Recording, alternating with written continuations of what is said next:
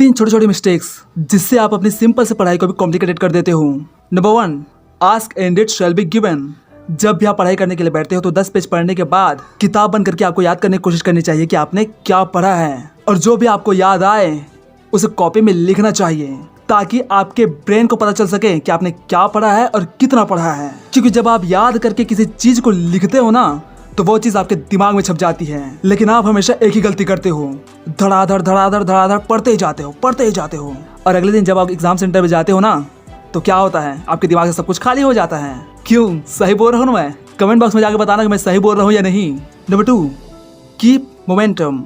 आपके साथ ऐसा कभी हुआ है कि आपको स्कूल या फिर कॉलेज में बहुत सारा होमवर्क मिला हो और आप घर जाते जाते सोचते हो कि आज तो मैं होमवर्क कंप्लीट करके ही रहूंगा, और घर पहुंचते ही आप अपना होमवर्क करना भी शुरू कर देते हो, लेकिन बीच में डिस्ट्रैक्शन की वजह से जैसे कि शॉर्ट्स, इंस्टा रील, इन सब की वजह से आपका टाइम वेस्ट हो जाता है। और इस चीज की शुरुआत कहाँ से होती है पता है आपको? जब आपको होमवर्क का कोई भी क्वेश्चन समझ में नहीं आता या फिर उसका आंसर आपको समझ में नहीं आता तो आप गूगल करते हो, और जैसे ही आपने मोबाइल को टोचना शुरू किया टॉपिक तो भाड़ में जाए। साला आपको तो ये भी पता नहीं रहता कि आप कब गूगल से यूट्यूब शॉर्ट्स पे गए और वहां से इंस्टा रील पर। साला देखते ही देखते कब शाम से रात हो जाती है पता नहीं चलता। और इसी चीज से ही बचने के लिए ये स्ट्रेटेजी कहती है डू नॉट लूज मोमेंटम, यानी कि अगर आपने होमवर्क करना स्टार्ट कर दिया तो फिर धरती हिल जाए या आसमान फट जाए, आपको उसे कंप्लीट करके ही उठना है। अगर बीच में कुछ क्वेश्चन के आंसर नहीं भी आ रहे हैं तो उसे स्किप कर दो, बिल्कुल भी इंटरनेट में खोजने की कोशिश मत करना और नेक्स्ट क्वेश्चन में लग जाना।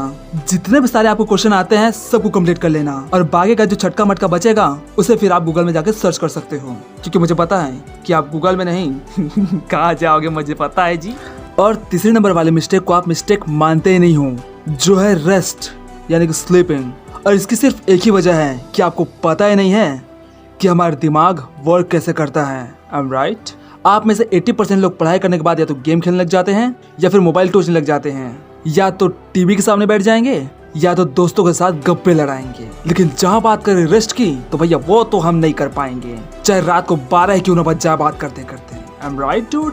और देखा जाए तो इसमें आपकी भी कोई गलती नहीं है, क्योंकि हमारी सोसाइटी ही वैसी है, केवल आउटडोर को ही देखती है, इंडोर को नहीं। लेकिन अगर आपको जानना है कि पढ़ाई करने के बाद आपको रेस्ट लेने की जरूरत क्यों है, तो आपको सबसे पहले अपने ब्रेन को समझना पड़ेगा, और ब्रेन को समझने से पहले आपको ये चैनल सब्सक्राइब करना पड़ेगा, क्योंकि नेक्स्ट वीडियो मैं इसी पर बनाने वाला हूँ कि आपका ब्रेन किस तरीके से वर्क करता है, ताकि अपने ब्रेन को समझ करके आप पढ़ाई के लिए नेक्स्ट स्टेप ले सको।